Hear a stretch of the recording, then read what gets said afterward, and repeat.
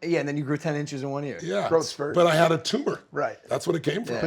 And I still have it, pituitary tumor. Right. But that's another example, How right? can I get that tumor? Can you say that?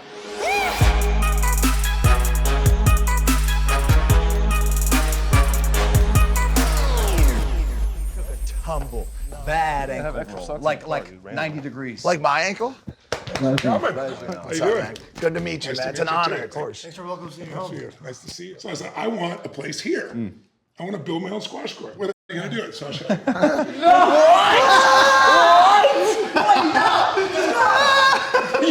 Oh my God. That's solid. Oh my God. Why don't you have a slide, bro? No one has a slide. Ready? I do this. Dude, let's go. So how was your fight with Money Mayweather? No, it's not about me, Tony. Don't do this. I'm curious. What was it like? I know you trained yourself for it, man. Hey, he's very good. Yeah, that's a good He's understatement. very good. I just wish he would pay me. Oh, you haven't paid yet? No, we're working on it. Lord, you will see a lawsuit soon. Welcome back to Impaulsive, the #1 podcast in the world. Yo, ladies and gentlemen, we're sitting with a legend. I'm stoked right now. His energy's so contagious. Tony Robbins has changed so many people's lives. You're changing ours. We've been here for 10 minutes. This is the coolest house I've ever seen. Ever. Thank you for inviting us into your home. Thanks for having me on, man. Tony Robbins, ladies and gentlemen. Dude, his fists are massive. Large human. I should have been a boxer. No, honestly, dude. Yeah, your presence is so like, it's contagious. You're It's very a kind. lot, man. Thank you very much. I'm not kidding. So you wrote a book. It's out now called Life Force. Yes. And I had planned to say this, Tony. You wrote a book called Life Force, but I have none left because I'm hungover. I'm irresponsible, and I made bad decisions last night at a local Florida dive bar. Called the Elbow Room. Have you ever been to the That Elbow tells Room? you enough all by itself, doesn't it? Well, you've been sober, haven't you? Like 5 years or 15 well, years? off drugs for almost 12 years, coming up on 12 years. Congratulations, Yeah, man. That's awesome. Yeah, thank you so much. Yeah. Yeah, he's in his experimental stage right now. Yes, I already went through that, but one of the things you talk about in the book, I mean, we could dive in for a second, is sleep and the importance of sleep. And this guy, I mean, traveling constantly, going out late at night. I mean, how much did you sleep last night, Logan? I don't know, a couple hours. Well, I'm the wrong guy to. I'll tell you the truth. I was writing that chapter. You know, we got all this high tech stuff that'll, maximize your mitochondria and give you energy and transform. But I had to do the fundamentals too, and so I'm like, I got to do sleep. But I don't usually sleep more than 4 or 5 hours myself, so I'm a poor judge. And I'm writing the chapter, doing my homework at 6:15 in the morning. I got to be up at 10 right, for a meeting, or 9:30 for a meeting. I was like, something's wrong with this. But there's a guy named Dr. Matthew Walker, who's a neuroscientist. He's from UC Berkeley, and he's kind of like the Google sleep expert and things like that. And no one's ever convinced me on the sleep side. My wife will have sleep 8 hours, and she's like, come to bed. I'm like, I'll sleep when I die. It's like, I've got too much I want to do in my life. But he convinced me because he goes, Tony, we did a study for 1.6 billion people. I go, that's impossible. You can't coordinate that. He goes, we didn't have to. It's daylight savings time in 70 countries. And he goes, here's what the research shows. When we do spring forward, means you just lose 1 hour. Yep. For the next 3 days in every country on average, heart attacks go up 24%. No way. 1 hour. And here's in the reverse, when we have the fall, we fall back and get 1 extra hour. 21% average in all 70 countries drop in heart attacks. Why are we still doing And they have all this stuff. What? I hate it crazy. regardless because of the light situation. But if there's actual health implications with, I knew it was killing me. you knew it. Really? At 4 o'clock, it's down. I'm like, why am I not jumping off of my roof right now? This is so depressing. I can't do anything. I don't like it getting dark early. It kills the day. Let's make a play to get rid of daylight savings time. Well, I'd really love to get rid of daylight savings time. But another statistic they told me is guy that sleeps 4 or 5 hours a night, which has been me my whole life, he goes, on average, their testosterone is of a person 10 years older than they are. So the aging process speeds up on testosterone. And for women, everybody has a different need, but for every hour they don't get that they need, so if they're an 8 hour, they lose 14% of their desire. So they lose 2 hours, they don't feel good, they don't look good, they don't feel desire alive. to do what? Intimacy, brother. I think you understand, don't you? Girl needs to go to bed right now. Babe, take Call a her. nap. Take a nap, baby. But it's so silly. So there are so many basic things. But then there's these cool technology. I mean, you guys are energy nuts. I am too. So I'm obsessed with biohacking. Like I go out in my events, I have, 12, 20,000 people, but I go 12, 13 hours a day, literally when people won't sit for a 3-hour movie. So I got to keep them involved at a level that's intense. So I've had these guys follow me around. They work with like Tom Beatty's group and, Olympic athletes. And they have me wear this $70,000 monitor, and it monitors everything. And then they come and do your saliva and your blood, throughout the time. The monitor died at 9 hours. I went 12, right? So they hadn't seen that before. But what was really amazing is they've done it for me over 3 years. I burned 11,300 calories in one day. I said, that's impossible. And they said, Tony, we thought it's impossible. They did it over 3 years. And it's consistent. But I burn almost 4,000 before I get on stage. And I guess chess masters, without moving, just what they're doing in their head, burn 4,000 calories by themselves. Way. So they're explaining it that way. I jump 1,000 times on average because I run up the stairs, the stadium. I keep people involved at higher levels. I'm just, I don't just stand there and be people bored out of their minds. So would I. But as a result, I weigh 282 pounds. So every time you come down, they explain to me it's 4 times your body weight. So think of 1,000 jumps times 1,000 pounds. That's 1,000,000 pounds of pressure in one day on stage.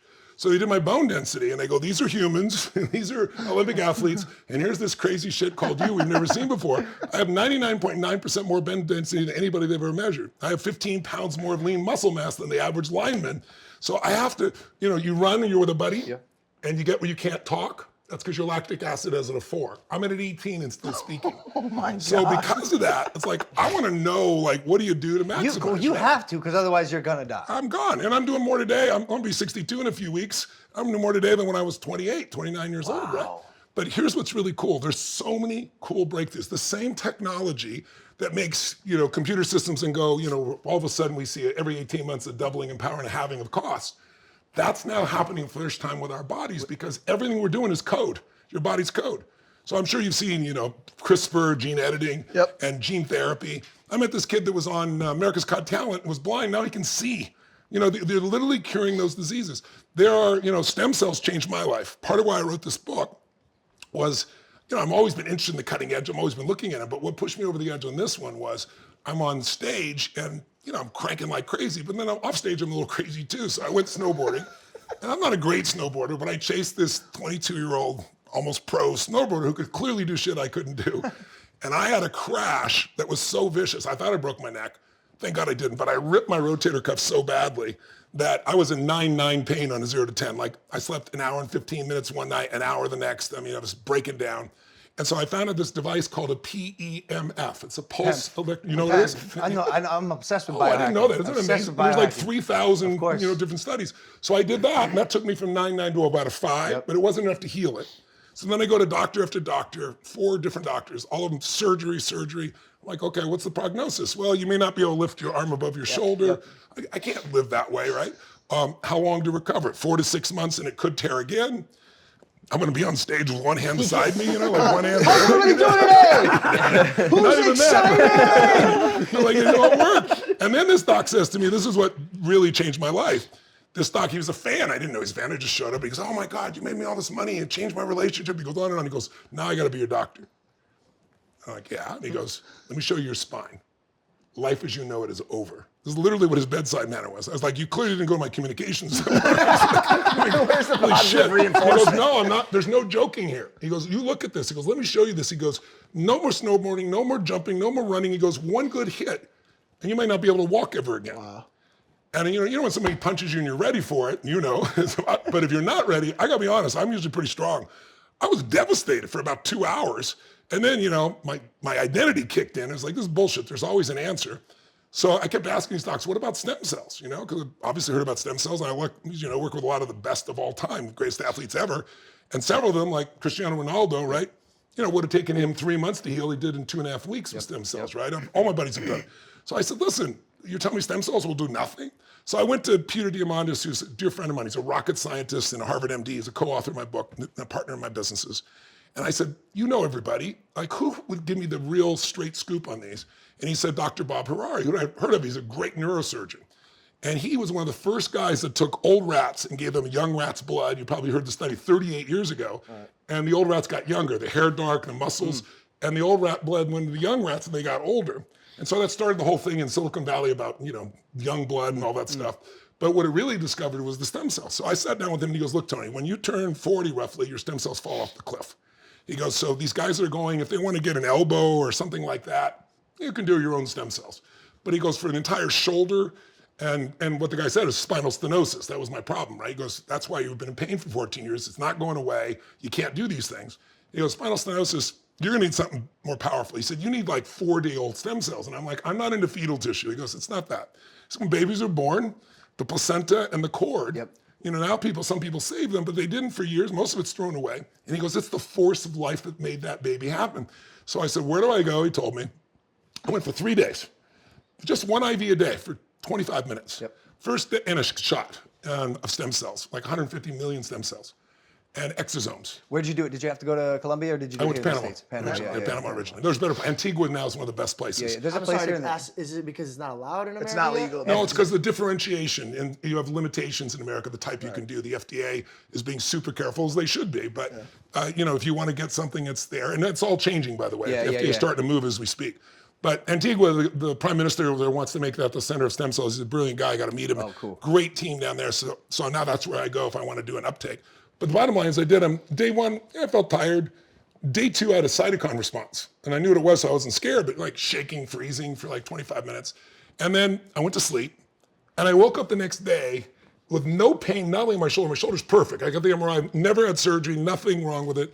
But the most amazing thing is no pain in my spine for the first time in 14 years. Wow. So I became obsessed. Yeah. Oh, so it wasn't targeted? It actually helped in both. They gave me an IV as well. They gave me a shot for here, but IV for the whole body. Were either of those issues cartilage-based issues or were they muscle-based issues? Both. Both? Okay, both, yeah. Because I personally have a severe problem with my right ankle. I'm about to get it fused. Okay, well, I'm going to tell, please don't get it fused. Bro, you're about to let me tell you what I've learned, and I'll save you, and I'll even tell you where to go, and you don't have to go, you can go overseas. Okay, perfect. So we'll talk about it. But just to give you a sense, so, I became obsessed. I want to know everything about it. And then I found it wasn't really just stem cells. It's this regeneration revolution. I was talking about the technology is just exploding every year.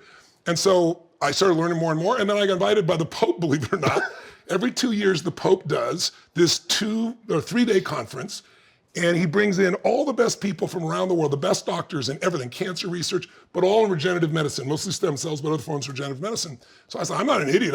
They asked me to be the cleanup speaker. I said, I'll be the cleanup speaker as long as I get to go the whole program, So I'm sitting there taking notes like a crazy person, and I saw things and heard things. I met this 11-year-old kid, supposed to die at 4, 6% chance of living. He got his newborn sister's stem cells. He's alive today, totally turned around. I met a dozen people that were sent home to die for various forms of cancer, but they did the CAR T cells, which just in Nature this week they came out, and cancer specialists never use the word cure. But it's been 10 years, and these CAR T cells that destroy the cancer, they're still in their body 10 years later. They're using the word cure for the first time for leukemias, liquid cancers. And then I met Jack Nicklaus, the greatest of all time golfer, and Jack was supposed to have his spine fused. Forget your ankle, right? You're right. And spine fusion works less than half the time. In fact, there's a study I have in the book and shows, the people who do spine fusion, less than 26% are able to work again. People who don't do it, 67% can work again, right? So he didn't do that, thank God. But he couldn't stand for more than 10 minutes. The pain was so severe. So here's a man, his whole life played golf, tennis, did stem cells. Now he's 82 playing golf and tennis. So I came out of this and it's like, I'm going to write a book like I did with money. With money, I interviewed the 50 smartest people, Ray Dalio, Carl Icahn, Warren Buffett. And I took the complex and made it simple enough for people to use. And I use it for myself. I took my companies from $100 million companies. Now I'm doing $7 billion. I got 105 companies, but it was just applying what I learned, right? So I helped everybody else, but the learning helped me.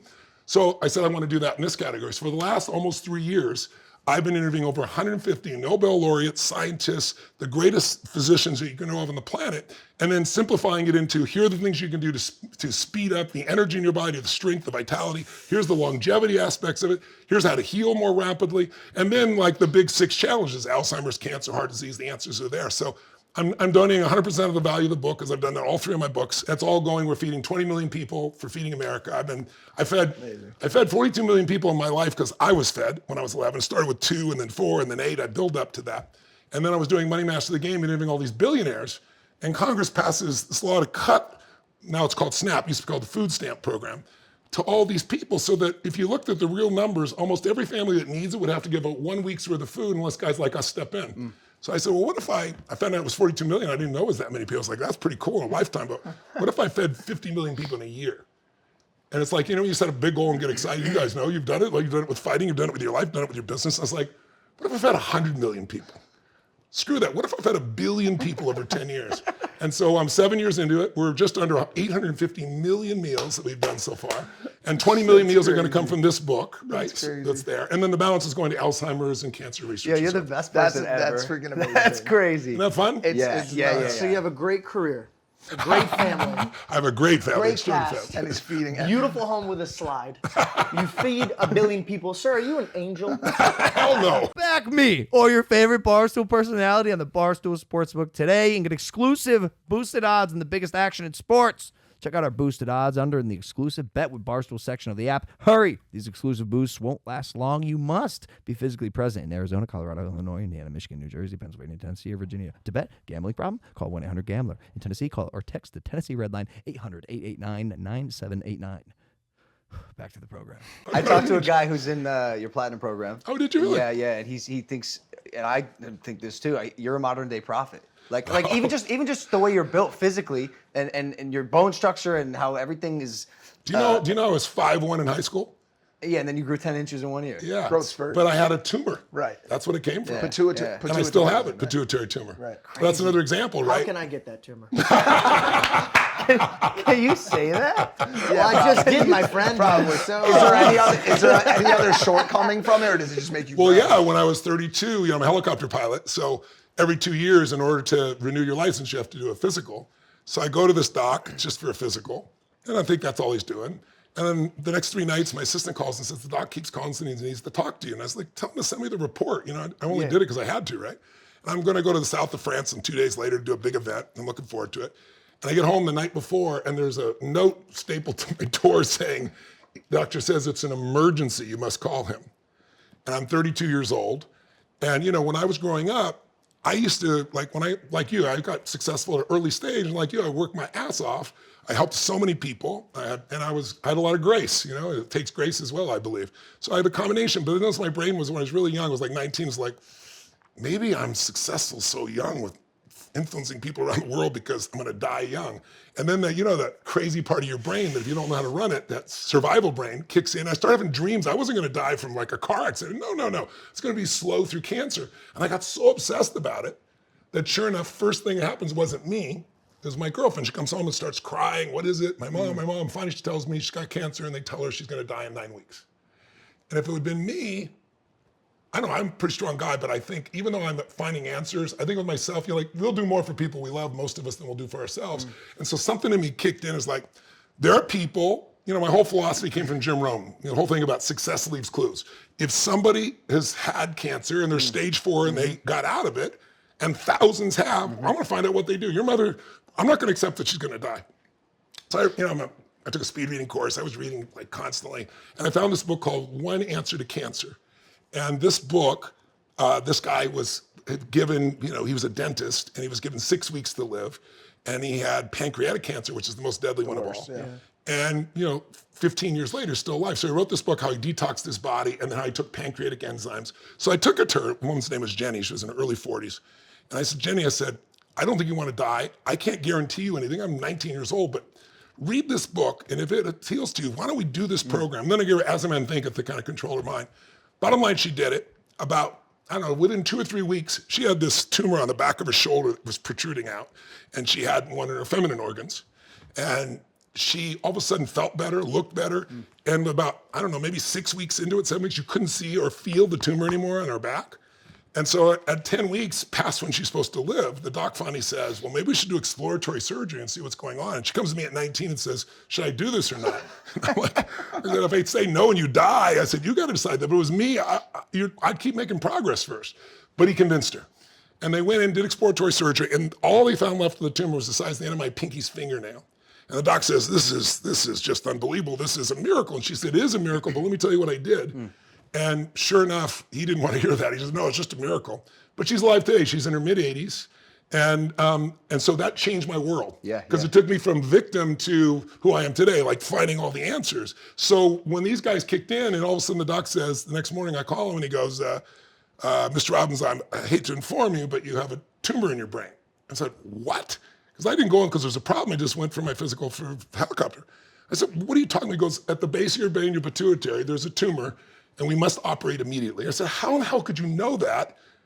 I just came for a physical. He said, well, I noticed, you seem to have a lot of growth hormone. Oh, how'd you figure that shit out? I got hands bigger than your face, and I got 16 shoe. I was 5'1", I'm 6'7". Oh, yeah, I guess so. He goes, so I did these special blood tests.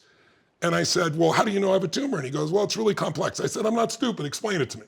He goes, well, I really can't explain it. I don't understand it, but I know what it says, right? Which didn't encourage me. So he didn't have a good bedside manner. He goes, I want you to do surgery. I said, well, what's the prognosis? I mean, what's the downside? He goes, well, I have to be honest, you can die, but most likely your endocrine system will never be the same, and so you have a lot less energy. And I'm like, that's my life. So I said, I want a second opinion. And because of Jenny, I knew the power of a second opinion. And sure enough, and by the way, the Mayo Clinic in 2017 now tells even their doctors everyone should get a second opinion. They did a study with 286 people over several years, and they found that only 12% of the time was the first and second opinion the same. That means 88% of the time it was different. Crazy. At the Mayo Clinic. So now they tell everybody, and by the way, by getting multiple ones, you get a more refined view, and about 2/3 of the time, you're able to treat it better. So I didn't know that study yet, but I knew the gut of it. This guy was not having any discussion about referring me to somebody else. He did not have a good bedside manner. So I went to the south of France and thought I'd just screw it. There's nothing wrong with me. I didn't do the MRI. And sure enough, your brain gets going. Mine did, at least. So I came back and did the MRI, and I looked at the guy's face, and as I came out, I knew there was a problem. And he goes, yes, you've got a large tumor in there, but it's swallowed part of itself up. We can't explain how, but there's still a big piece, and we need to do surgery. And I said, well, I'm gonna get a second opinion. So then I flew to Boston to see this endocrinologist who's world famous, completely opposite guy. Like, most doctors are really incredibly caring, and some of them, you gotta be honest, they lose patience, they gotta kind of toughen themselves up, so they may not come across well, so I understand that. This guy, nicest guy in the world, says, don't you do the surgery in a million years, it's way too dangerous. You do have this problem. Go to Switzerland, and I'll refer you to a place, there's a new therapy, it's one shot every 6 months, and it keeps, because I have gigantism, so it keeps the arteries from getting too big, and that's how you die of a heart attack because of gigantism. And I said, but my arteries are fine. You said they're perfect. They're the normal size for my heart. He goes, yeah, but we want to be certain. I said, well, how can I be certain the drug won't have side effects? He goes, Tony, there's no certainty at all in that area, but you're just going to be better off. So thank God I didn't do it, because 6 months later, it never made it to the US. So it was in Switzerland. The FDA did not approve it because they found it caused cancer. So I missed the bullet twice. So then I went to 6 other doctors. I finally, at the end of the story, I get this final doctor, and he's a cool guy. And he says to me, Tony, he goes, you have a huge amount of growth hormone in your body. But he goes, dude, he said, you were doing multi-marathons in a weekend. And he said, and 2 days later, you recovered. He goes, I cannot explain that except for this massive growth hormone. He goes, I got bodybuilders that pay $1,200 a month to get what you get for free. So he said, I think your strategy of just measure. And so that was when I was 32. I'm now 62. I've never had a problem. But it's just a reminder that you just don't want to take, every doctor is so committed to help you. Doctors are the most beautiful people in the world. And the book is filled with doctors, but the very best, right? The best in the world. And what you find is, it's like, first of all, the half-life of a medical education now, according to Harvard, is between 16 and 24 months. That means half of what you've learned by the time 16, 24 months go by is outdated. Completely so outdated. now the only person that's going to educate the doctor is the pharmaceutical salesman. That's how we got the opioid crisis. Can you imagine being a doctor trying to save your patients, and you're doing what you've taught is right, and you give them these opioids so they say they're not addictive, and then the people get addicted and die? I feel for these doctors. I try to explain to people, doctors are like somebody walking down by a river and they hear somebody screaming and they're drowning. They don't think about themselves. Most doctors jump right in, save the person mouth to mouth, but as soon as they save them, what happens? They hear 2 more screams. Go save one, they're exhausted, save the other. Their own body is being thrashed. Most doctors can't take care of themselves because they're taking care of everybody else so much. Now they hear 4 screams. They don't have time to go upstream, see who's throwing them in. Right. So this book, I went upstream with the doctors who are paying attention to what's throwing them in and saying, how do you prevent that? How do you change that? So all of that is kind of a frame to have you understand that my body, my nervous system made the basis for me to want to have all these answers. And it's been an amazing journey, to say the least. And I don't take one opinion. I always dig deeper, like I'm sure you guys do. Yep. And it's what gives you those breakthroughs. Yep. Most of the people in this book that are heroes, they all have one thing in common. They've spent 20 or 30 years to create these unbelievable breakthroughs, like Dr. June with CAR T cells. Everybody said it was impossible. He almost went broke multiple times, but why did he do it? Almost every single one lost a husband or a wife or a child, and it pushed them to say, standard of care is not enough, I'm gonna find the answer, for 10 or 20 or 30 years. And now those things are available today to be able to turn your life around. There's a saying I like, I heard it recently. It's intellects solve problems, geniuses prevent them. And I love that. It comes from going upstream and seeing That's right. who's being thrown in the river, That's or right. why and how. And I think you've perfectly matched tech, health, timing, media in this book. Just hearing about it, I'm not much of a reader. Like these guys know this, I don't like reading. Yeah. I'm gonna I got it read in audio. the It's fuck only out of about this book. 5,000 hours. Is it you? Is it you reading it? Well, I read the first chapter and the last two chapters. Okay, cool. Okay, the cool. last two chapters are about psychology and emotion and the power of the mind, with placebos. Because most people, they underestimate what they can do with their mind. Like I'm sure you know, placebos, they were started in World War II. They weren't started, they were discovered in World War II because this surgeon had all these guys dying and he ran out of morphine. And if you don't have morphine, people go into shock and die, and also they're in massive pain. And it wasn't even the surgeon, it was the nurse. She handed him a saline solution. He thought it was that and said, here, we found some more. She just didn't know what to do. Yeah. He believed it. So he turned to these people and said, you're gonna be out of pain in just a matter of seconds or minutes. We're gonna make it. None of them went to shock. Most of them are out of pain, and all they go is a saline solution. So after the war, he went back to Harvard and started studying this, and he started the studies that are now standardized, where you compare a drug, to a placebo. Yeah. But what's crazy is, nobody reports about this, because there's lots of drugs that placebos are more effective, but you don't make billions selling a placebo, right? Yeah. And Has anybody tried that? well, they actually have. They did one study where it said placebo, and people responded.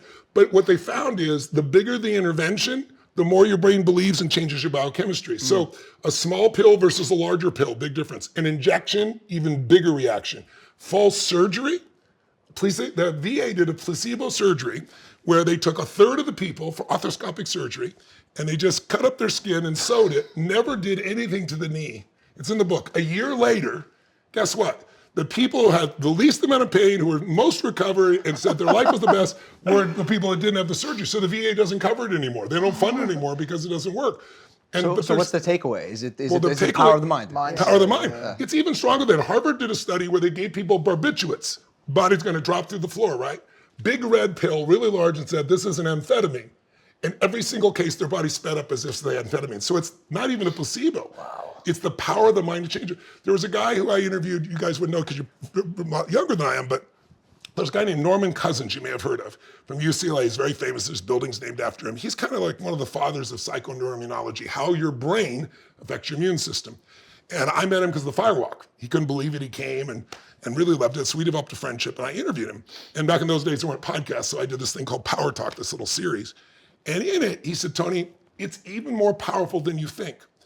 Our beliefs can make us sick, and our beliefs can be viral to other people. I said, what do you mean? He goes, well, you know how somebody yawns and then you find yourself yawning, or somebody's laughing, it's not that funny, but they're having such a good time, you I find don't like how yourself you looked laughing. at me when you said that. I know. You were looking at me one time, not one time, and then he goes, when they're not funny, and then turns back. I'm glad you picked that up. It was a subtle signal for you. But what he said was, I'll tell you an example. He told me this example, I'll never forget. He went to this college football game, and somebody got really sick, projectile vomiting. It was so obvious in the stands. We were like, oh my God. And they called the doctor, and the doctor came, this staff doctor, and he's talking to the guy trying to figure out what caused this. And there was nothing different in his life except one thing. Like an hour before, he went and got a Coke from the vending machine. This is like halftime at a football game. And so the doc theorized, holy shit, maybe that vending machine's got rotten chemicals in it or something. So in order to make sure no one else got sick, they announced it over the loudspeaker to the whole football stadium, all the audience. Guess what? Everyone he started said it was in 5 to 10 minutes. It was like a movie. People projectile vomiting. I swear to God, all over the place. 12 ambulances came to take people to the hospital. And about an hour and a half later, they did an analysis and found there was nothing wrong with the machine. So they announced it. And guess what? Within an hour, everybody was well. So, and here's the last one. CDC.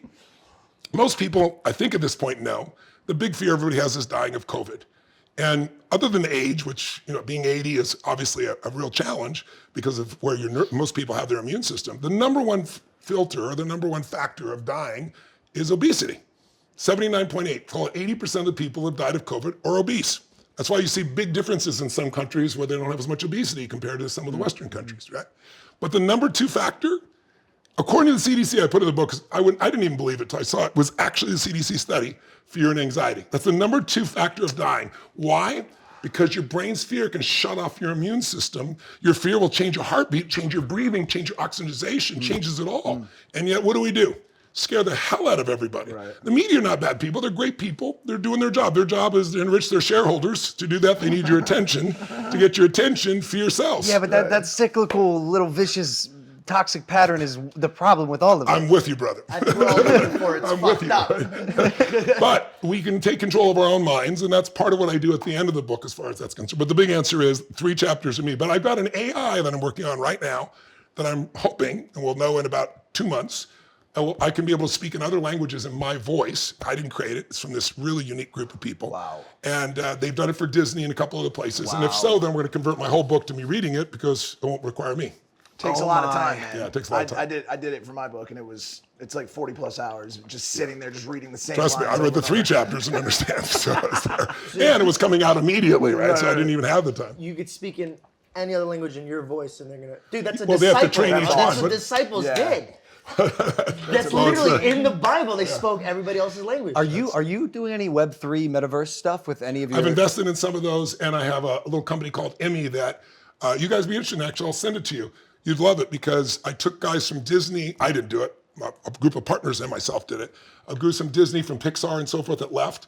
And I don't know if you know it, but to take something in the quality of a Pixar image, I forget the exact number, but it takes like a week takes and forever. 40 Yeah. people Yeah. to make like 30 seconds, right? Well, they developed a new technology, our partners have, and they can do it almost in real time. I saw that. Wow. So if you saw it now, it's like Disney quality, and I'll show you before you leave, or I'll send you a clip of it. It'll blow your mind. And we're only coming out with it for the first time this month, but we've built an engine so that it can be done on a phone or anything else so that creators can now really create. And it's got a piece that not only maps your face, but it's got AI. So based on your facial expression, it'll move the body and so forth consistent with the emotion that you're creating as well. Yeah, we are entering a crazy isn't it? moment in time. Tell me what you guys are doing there. Okay, so I mean, we do a lot of NFT investing stuff. I invested in a company called Metaphysic where it's exact AI recreation of your face. So your avatar is you. Yes. In whatever metaverse you're living in. Yes. But the Web3 virtual reality, like second world space is what really, really excites me. And like everything I do now, I am kind of tailoring it for that. Yeah. But just for your seminars, man, for the people who can't show up to the thing, especially imagine if it happened in COVID. I know you did a nice pivot for not being able to have live events. Yeah, you got to imagine this. Like, imagine your business is, and it's not even my business, I got lots of companies, it's my life, it's my mission, it's what I'm made for. And I'm about to go do an event for 12,500 people, and a couple weeks later, we'll probably have 15,000. So it's 2 weeks before San Francisco, San Jose event. The governor of California is a friend of mine, and I get this little note saying, are you gonna cancel your seminar? It's like, I had mercury poisoning, I bled out, lost a third of my blood supply, and got in a wheelchair and finished a seminar. I mean, that's how committed and crazy I am, right? That's how I am. I said, you don't know who you're talking to, I've never canceled it. And then they said, governor said 10 people is the most you can put in an environment. Well, that's kind of inconvenient when you have a stadium, right? So here's what I get. I go, bullshit. I said, here's what we're going to do. We're going to move to Vegas. They're never going to shut down Vegas. Yeah. They shut down Vegas like a week later, right? And I'd already moved people, saying we're going to Vegas or booking a place. So I was like, okay, screw that. I did this years ago, but not this size. We'll take 1,500 movie theaters, put 10 people in each, and they can do it locally, and they'll still have a big screen and have this great interaction. Awesome. And they shut down the movie theaters. So I was like, screw this. I'm going to Houston. I'm renting my buddy's church. He's got 15,000 people. It's perfect. We'll move everybody to Houston. They're not going to keep Costco open and shut down churches, and they shut down the church. So then I'm like, people need this right now. What am I going to do? And some guy showed me this webinar, and he had these two 52-inch screens. And I said, I'll kill myself. I chop my neck off first. I said, what I do is it's like going to Pat Riley is, a good friend of mine. And I remember the first times he came to an event with his wife, and he's like, this is like being at the 7th game of the NBA, but it's not 2 hours, man. It's like 4 days and 12 hours each. That's what I create. So I sat down with my team, and I said, here's what we're going to do. And I have it nearby. I now have it. It's like, we're going to find a building that has 40 or 50 foot high ceilings. I'm going to build 20 foot high LED screens, 50 feet wide, 180 degrees around me. I'm going to call Eric Yon at Zoom and say, I need more than 1,000 people. I need 25,000 people. How do we up it? I'm going to build a software piece on people's phone, a little app where they can shake it And in one shake it, it makes a little electrical signal of clapping. If two, it's two. So it's real, Sick. right? Sick. And so I built this whole interaction and could bring people forward. And the crazy thing is, I brought 8 or 9 companies together. They're like, this is a big project. We could probably do this in 9 months. I said, no, 9 weeks. We have 9 weeks. I've already scheduled the event, right? And they all looked at me as crazy. So I went through 3 or 4 of these people. And then we pulled it off, and then we just improved it. And now, it's like I just did a seminar last week for 800,000 people. The biggest seminar I did was football stadium where I did 38,000 people. I worked my ass off. And I was like, how am I ever going to get larger than 40,000 people in a stadium? So 800,000 people for 6 days in a row. I mean, nobody's ever done it like in history, but I can see every pimple on their face. I get to see their children. So many women come now. They didn't come because they have kids and they didn't want to leave for 5 days or 4 days and go to an event. And I was watching this guy the first time we did this. Because I can see them all. And I swipe it and see more. I see thousands of pictures. I make them as big or small as I want. And there's this Indian guy, he's from India. He's got his headdress on and his wife too. And he's really pissed. You can see it in his face. He keeps walking by. The wife obviously took the big screen for the seminar, right? He's really mad. And then all of a sudden he's listening. And then all of a sudden he's dancing and shit during one of the times. And then we do wood breaking. I usually do like a fire walk or something that gives people an experience rather than just intellectual of pushing through. And so we do wood breaking. I send the wood to everybody. And there's only one piece of wood because she signed up and he's fighting her for the piece of wood. But it's been amazing. Like I would travel on average, let's say 12 to 15 countries, at least 125 cities in a year, multi-day events. So I basically lived on the road most of my life. I was almost never here. I have multiple homes. I was rarely at any of them. But I loved it. I saw the impact of it. And multi-day seminars, they'd see maybe 250,000 people. I saw 2.7 million people in events this last year. And got to be home, and because we're home, we've been trying to have a baby together for a while, and I told my wife, I'm not having a kid past 50. And then I met a friend of mine who's a very famous wealthy designer, and he said, Tony, I'm 66, and I just had a kid. It's the greatest thing. I said, you're crazy. But now we're home, so we said, let's give it one more shot. So now I got a 10-month-old daughter as of yesterday. Sick. And I get to be home. I wouldn't have done it on the road. I'm home with her. I get to be with my family and not give up any impact. So COVID was the best thing that ever happened. It's almost to you. better. I use COVID. I didn't let COVID use me. But I feel for the people that haven't found that way. I mean, that's why I'm out there doing the work that I'm doing. And it kind of forced you to go digital as well. It absolutely forced us all to go digital to a different extent. Right. I want to back up and ask you about your. By the way, we don't have that much time, which sucks because we could do podcasts for 4 hours, dude. But I was gonna say too, we you. kind of did him a disservice. Well, he kind of got on a roll, but like, there's a lot of people that watch this program that are younger than us that aren't as apt to knowing exactly who you are. You're one of the most prolific strategists, coaches of all time. Like 4 presidents. Every athlete, every person ever wants to sit with Tony Robbins. Like, No. You're right. In the little tour you gave us, you were like, "Yeah, dude, I coached Mike Tyson after he bit off that ear." That was interesting. All these rings from the championship teams NBA, you put together. best. Like, you've affected the most prolific people in the world, and the ripple effect you've left behind. Like, I can't even imagine. I've also the ripple effect. I've gotten to have a ticket to history. I got to sit down with Gorbachev, right, and talk about how did they end the war that was happening between us and the Soviet Union. Your trainer told us to lead you with this story that you just told him about Prince inviting you to Michael Jordan. I can't believe you to the told me. All-Star. He invited you to Michael I was Jordan. just like, I was sharing with him because sometimes we see things and I go, I forgot all about this. I've had such a interesting and crazy life. No, he was just talking about, it's funny how people, when they meet you, how people react, it's like they get so excited and so forth. And I love that. And I've heard every story and people stop me in the streets. Oh my God, changed my life. I love hearing that. Or they ask me a funny question. So I was at the NBA All-Star game, this is in the early 90s, and it was in Minnesota. And so they had a party afterwards to acknowledge Michael Jordan, and Prince is the one hosting it. And Prince's house, you can't even imagine. The guy's the most talented guy. God rest his soul, he's gone now.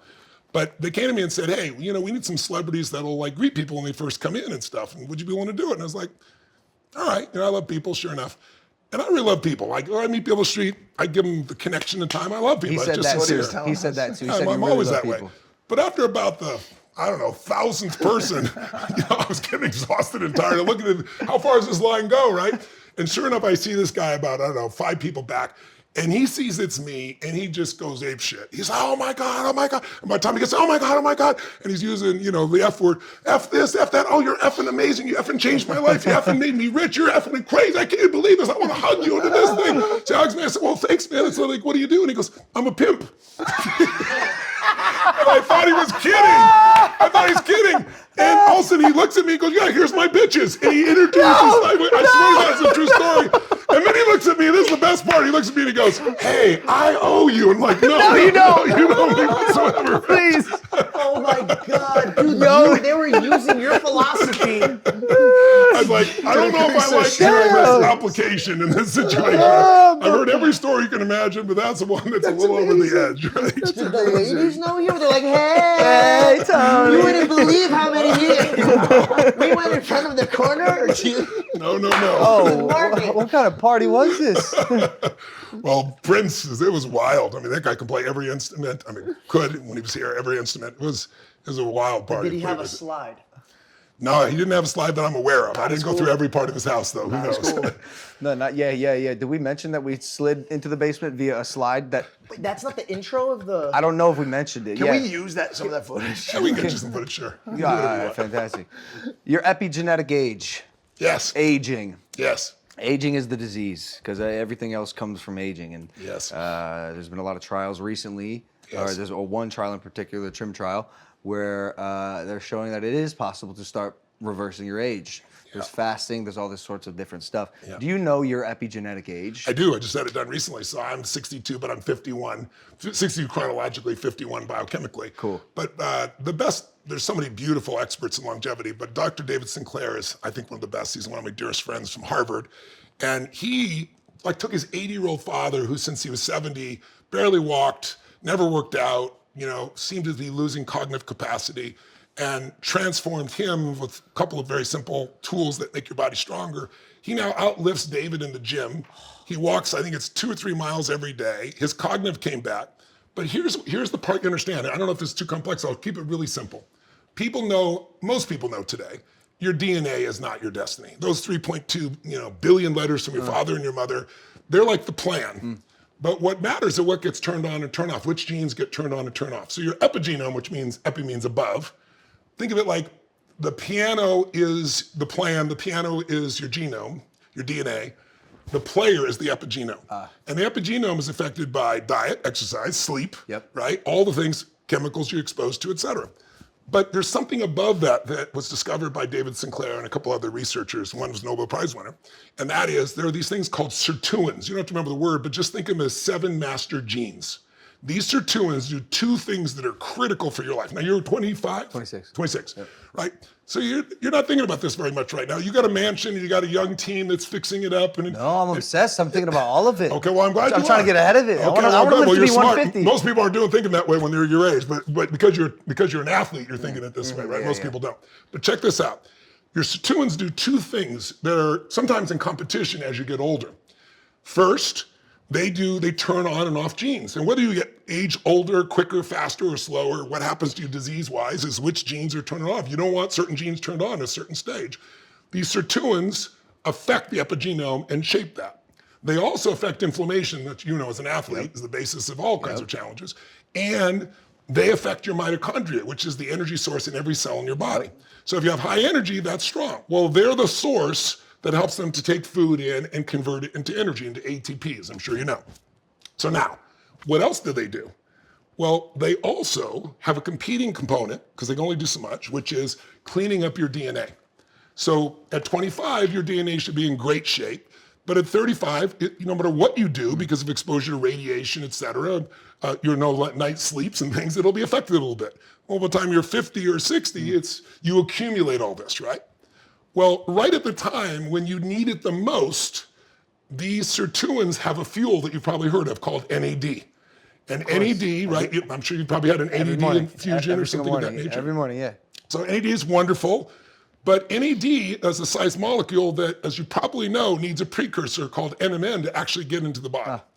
And NAD and NMN drop off the cliff in your late 40s to 50s by at least 50%. So right when you need it most, for cleaning up your DNA because of accumulation and for energy, and that's why people age. So what David Sinclair and his group did is they started with mice, and they started seeing what they could do to affect those sirtuins by NAD, but by going to the precursor, NMN. So you can take a mouse, and you give them NMN. Oh, you take an old mouse. An old mouse, like a 70-year-old person, would be like a 20-month-old, 24-month-old mouse.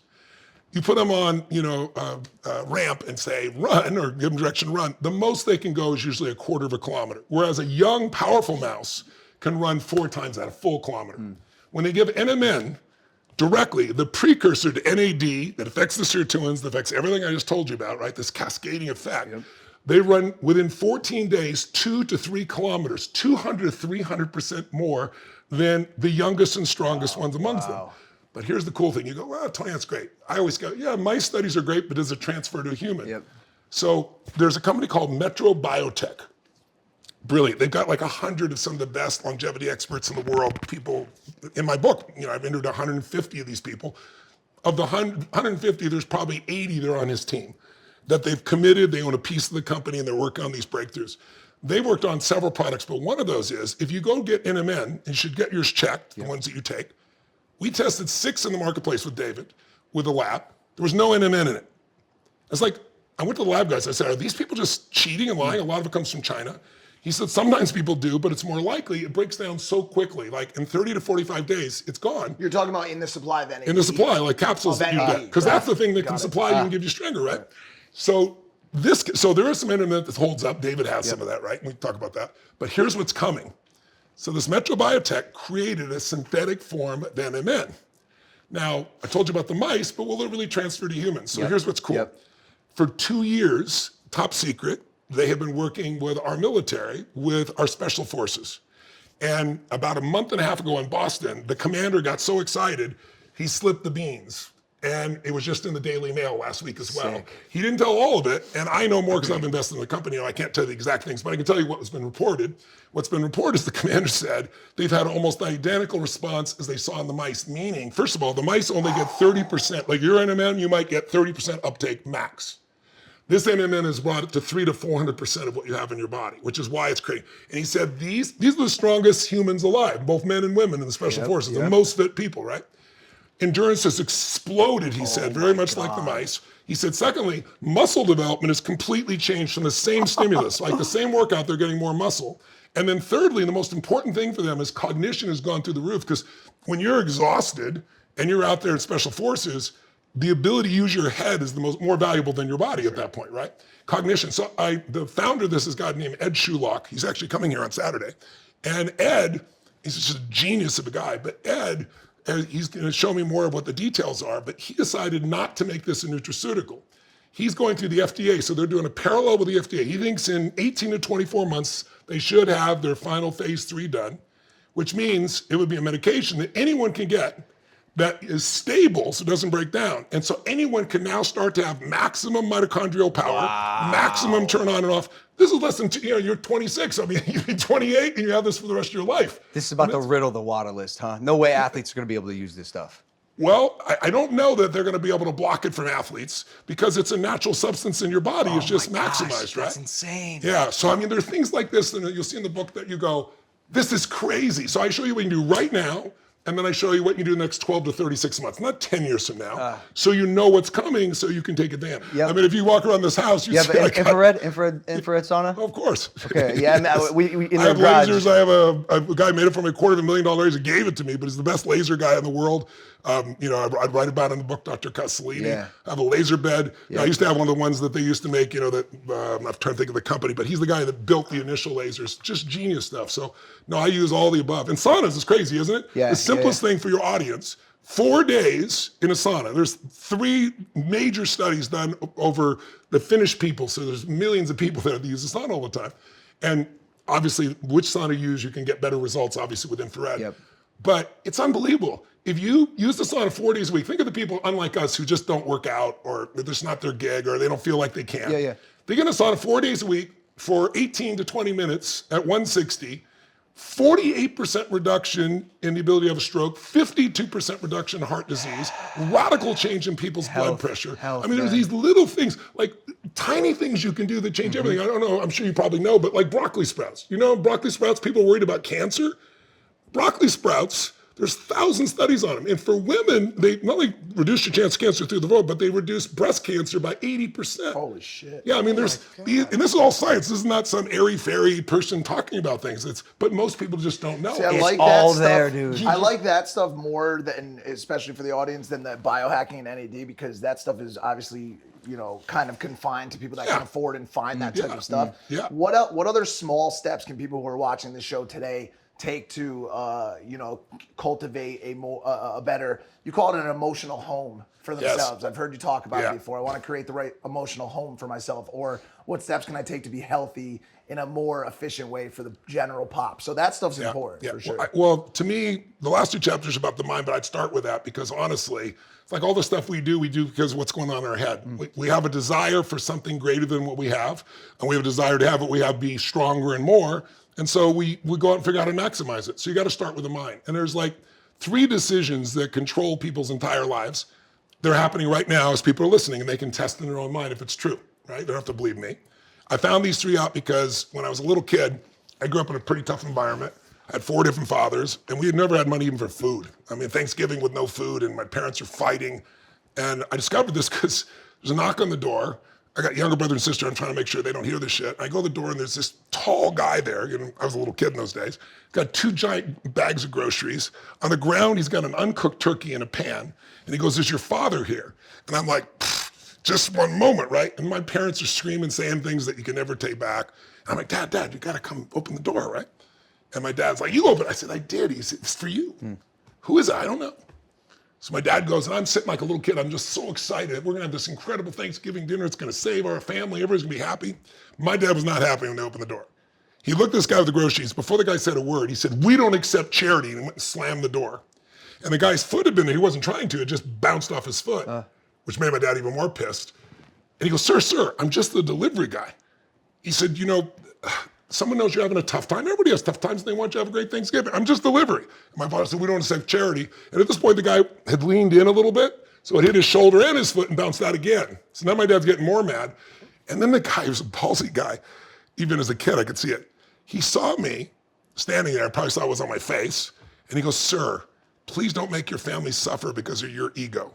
And the veins on the side of my father's face, I thought he was going to punch the man's face out. And my father, I don't know what it is, he looked at me, he looked at the man, he took the food, he closed the door, his shoulders dropped, and he walked out of the room. And he left our family about 2 years later. He's the one who adopted me. I carry his name. I loved him dearly. I thought it was the worst event of my life. But about, I don't know, a year and a half later, kept thinking, what made this happen? And it served me. Because I've used this same set of understandings I'm sharing, like when 9/11 happened and I got 2,000 people from 50 different countries and people are freaking out, when it was happening. And what I figured out was there's these 3 decisions. Most decisions are made unconsciously. And like 48% of what we do, depending on which doctor you read, is about habit. What's great about habit is you don't have to think. What's bad about habit is you don't change, right? And so most people make these decisions unconsciously. But what are they? 1, you decide every moment of your life, you're making a decision consciously or unconsciously what to focus on. So if you focus on the worst scenario, of course, you're going to feel sick to your stomach, right? And then you find out it's not true and you're fine, right? Focus equals feeling. But there's patterns of focus. So if I asked your audience right now, or all you guys, what do you think most people focus on more? What they have or what's missing? The latter. What's missing. And including super achievers. Like some of the biggest achievers are always focused on what's missing because they're always trying to get to the next level. So what happens? As a result, when you're always focused on what's missing, you cannot sustain happiness. It has nothing to do with how intelligent you are. It's just like software. So you always look at what's missing, so you never feel fulfilled or alive, right? And so you keep being on the hamster wheel trying to do more, and it's never enough. That's what people end up being pushing and pushing and pushing, and you see them burn out, you have everything, and they're miserable. Second pattern. And by the way, we all do both. It's just where do you live more? And most people focus on what's missing. Do you think most people focus on what they can or can't control? Probably the latter. Can't is most people. Now, in my events, when I ask this to 15,000 people, most people focus on what they can control. That's why they're there, right? They came to take control of their body, their mind, or their business, or whatever, right? But for the average population, and during COVID, there's so much you can't control. It's easy to be focused on what you can't control, right? So what do you think happens to somebody who's constantly focusing on what's missing and constantly focusing on what they can't control? They're going to be pissed or angry, overwhelmed, or stressed or depressed. Then add the third one. And I gave you a dozen, we'll just do 3. What do you think most people spend their time more? The past, the present, or the future? Future. Future? Probably a mix of the two, past or future. Definitely not the present. Depends on the person. Right. Most achievers focus on the future. You are correct.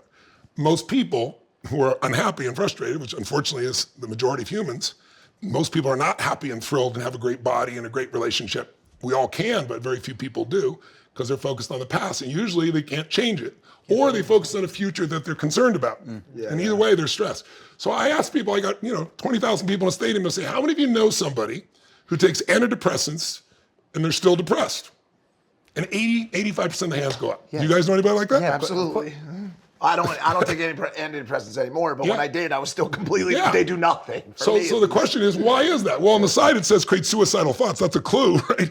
But it numbs you, right? That's what it does. It doesn't change the source of the problem, which is you're constantly focusing on what you can't control, what's missing, perhaps the past. Just as 3 examples. Band-Aid over a bullet wound. Exactly right. Oh, that's a good metaphor. I like that. I'll steal that. May I?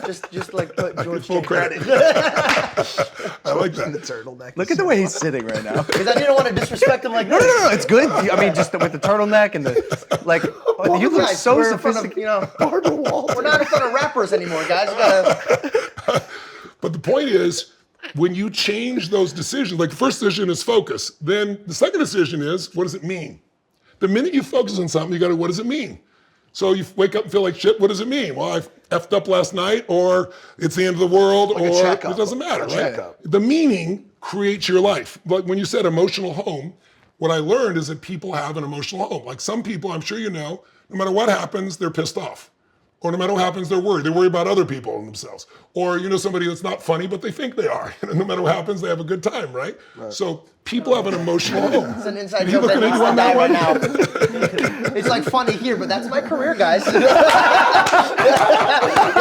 you're already a billionaire. Okay. I'm gonna go crawl up this little slide. We have a jetpack for you. I believe you. But my point is, like, if you think, God is punishing you, that's why this is happening, which some people do, or God is challenging me, or is this a gift from God, this problem? Or has it got nothing to do with God? I'm just a lazy bitch, I'm not doing anything, right? Or is somebody dissing me? Are they disrespecting me? Or are they challenging me? Are they coaching me? Are they loving me? Or relationship. Is it the end or the beginning? You think it's the end of relationship, you behave very differently than the beginning relationship. So the meanings we select change how we feel instantly. And because we have habits of meanings, people have habits of emotion where they kind of live. So you see people in some part of the country and you feel for them, like they come by and a cyclone destroys their home or a flood or whatever. And then you see them picking up what's left of their life and you pray for them, you care for them. And then 3 years later it happens again, and 3 years later it happens again, and you go like, why don't they move? Because it's what they know. Right. And we have an emotional home that we rarely move from, that we find a way to get back to. But if you change these 3 patterns, what you focus on, what things mean, finding empowering meaning, and then what you do is controlled by how you feel. If you're pissed, you're gonna behave differently than if you're feeling good. So those 3 patterns literally control your life. Most people, those patterns are unconscious, so they keep experiencing life the same way. How do they make it a conscious action for people watching this? When they wake up tomorrow, what's the first action they could do tomorrow morning, 8 a.m. to start renovating their emotional home? The first thing they should do is change their physiology. Because before you try to take care of your mind, you take care of your body.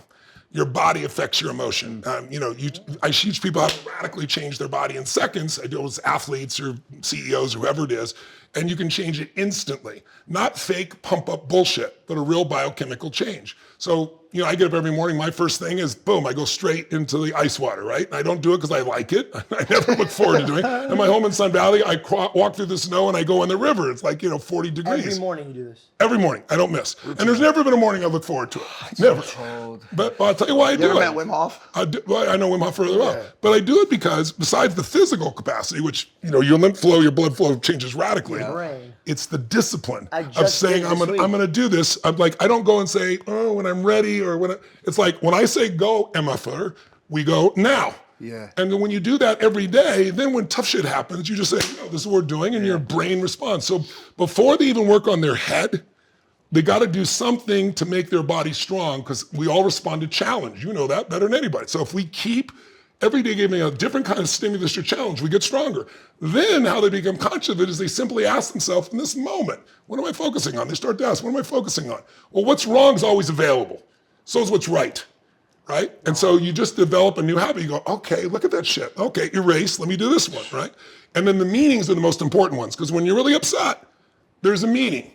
And I always tell people, meanings come from beliefs. And when people go to a seminar, I do this process called the Dickens to figure 2 or 3 beliefs that are messing them up in some area, and we decimate them, not intellectually understand them, you get out of your body and replace it. Because a belief's a poor substitute for an experience. Like you guys could believe, I could believe something about you, you could believe about me, but if we go hang out for a week, we know each other. If you tell me I know what China's like, you've never been there, it's your belief. If we go live there for 6 months, now you know. And so I try to give people experiences as opposed to beliefs that kind of change what they're doing. But to answer your question is they got to change the body first. They could do it by lifting weights.